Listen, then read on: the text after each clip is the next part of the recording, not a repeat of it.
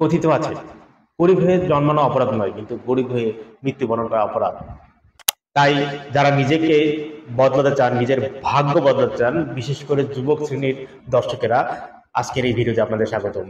আমি কয়েকটা টিপস নিয়ে আপনাদের সাথে কথা বলবো, কিভাবে আপনি আপনাদের ভাগ্য পাল্টাতে পারবেন। প্রথমত, লটারি টিকিট কেনা। বিষয়টা আপনার কাছে হাস্যকর শোনা যেতে পারে, কিন্তু হাস্যকর হলেও কখনো না কখনো কারো কারো জন্য এটা আশীর্বাদ স্বরূপ হতে পারে। বাংলা চলচ্চিত্রে নায়ক জসিম যতবার লটারি টিকিটে জিতেছেন, ততবার আর কেউ জিতে নেন।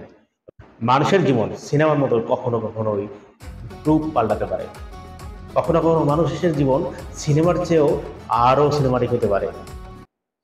তাই মজা ছলে নয়, সিরিয়াসলি বলছি, আপনারা ভাগ্য বদলাতে চাইলে লটারি টিকিট কিনে রাখুন। নাম্বার 2, ধনী লোকের মেয়েকে বিয়ে করুন।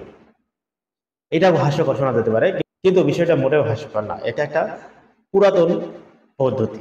আপনার যদি পৈতৃক ধন সম্পদ না থাকে এবং বর্তমানে আপনি যদি গরিব থাকেন, তাহলে এটা একটা প্রাচীন পদ্ধতি।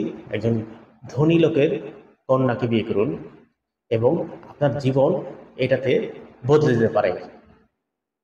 তবে এক্ষেত্রে একটা সমস্যা আছে, ধন সম্পদের মালিক হয়েও আপনি আপনার জীবনে সুখ পাবেন কিনা তার নিশ্চয়তা নেই। নাম্বার 3, বিদেশ গমন করুন। একটি গল্প কথিত আছে, একটি বালক একটি পাথর নিয়ে তার বাবার কাছে গেলেন। বাবা বলল, পাথরটি তুমি লোকাল বাজারে বিক্রি করে আসো। বালকটি বাজারে গেলে সেই পাথরের দামে একজন বৃদ্ধ 20 টাকা দিতে রাজি হলো। এরপর 20 টাকা দাম শুনে ওই বালকটি তার বাবার কাছে দৌড়ে যায় এবং বলে, বাবা, এই পাথরটি একজন বৃদ্ধ 20 টাকা দিয়ে কিনতে চেয়েছেন। তখন বাবা তার পুত্রকে বলল, এই পাথরটি নিয়ে তুমি একটি জাদুঘরের পাশে দাঁড়াবে। তারপর পাথরের দাম জিজ্ঞেস করলে মুখে কোনো দাম বলবে না, শুধু 2 আঙ্গুল উঁচু করবে। তখন বালকটি পাথরটি হাতে নিয়ে একটি জাদুঘরের পাশে এসে দাঁড়ায় এবং এক ভদ্রলোক পাথরটি দেখতে পায়। দেখে বালকটির কাছে জিজ্ঞেস করে, পাথর তুমি কোথায় পেয়েছো? এই পাথরটা তো অনেক মূল্যবান, তুমি এর দাম কত নিতে রাজি আছো? বালকটি তার বাবার কথা মতো 2 আঙ্গুল উঁচু করে। সেই ভদ্রলোক পাথরটির দাম 20,000 টাকা কেনা জানতে চায়। ছেলেটি কোনো কথা না বলে দৌড় দিয়ে পাথরটি নিয়ে তার বাবার কাছে যায় এবং বিস্মিত করে বলে, বাবা, একটি ভদ্রলোক এই পাথরটি 20,000 টাকা দিয়ে কিনতে চেয়েছিল। তারপর তার বাবা বললেন, এই পাথরটি নিয়ে তুমি আমার একটি অ্যান্টিক মার্কেটে যে দাঁড়িয়ে থাকবে, কেউ যদি পাথরটি কিনতে চায় তুমি মুখে দাম বলবে না, শুধু 2 আঙুল উঁচু করে দেখাবে। তো সে ভালো, সেই পাথরটি দিয়ে সে অ্যান্টিক মার্কেটে যায়। অ্যান্টিক মার্কেটে যেয়ে দাঁড়িয়ে থাকে। তখন এক বৃদ্ধ তার হাত থেকে পাথরটি কেড়ে নিয়ে বলে, এই পাথর তুমি কোথায় পেয়েছো? এই পাথরটি আমি একজন খুঁজছি, এর দাম তুমি কত চাও? বালকটি তার বাবার কথা মতো কোনো কিছু না বলে শুধু 2 আঙুল উঁচু করে। তখন ওই ভদ্রলোক বলেন, 2 লাখ, ঠিক আছে, আমি দিতে রাজি আছি। বালকটি তার কানকে বিশ্বাস করতে পারল না। সে দৌড় দিয়ে পাথরটা নিয়ে তার বাবার কাছে যায় এবং ঘটনাটি খুলে বলে। তখন তার বাবা তাকে বলে, দেখো, একই পাথর তুমি 3 জায়গাতে 3 রকম দাম পেলে। তাই যখন আপনি আপনার স্বস্থানে বা স্বদেশে কিছু করতে পারছেন না, তখন আপনি যদি বিদেশ ভ্রমণ করেন, তাহলে আপনার ভাগ্য বদলাতে পারে। নাম্বার 4, ব্যবসা করুন।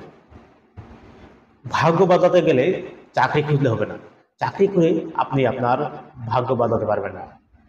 হাদিস আছে, আল্লাহ তাআলা 80% বরকত দিয়েছেন এই ব্যবসার মধ্যে। সুতরাং বুঝুন ব্যবসার মধ্যে কতখানি বরকত রয়েছে।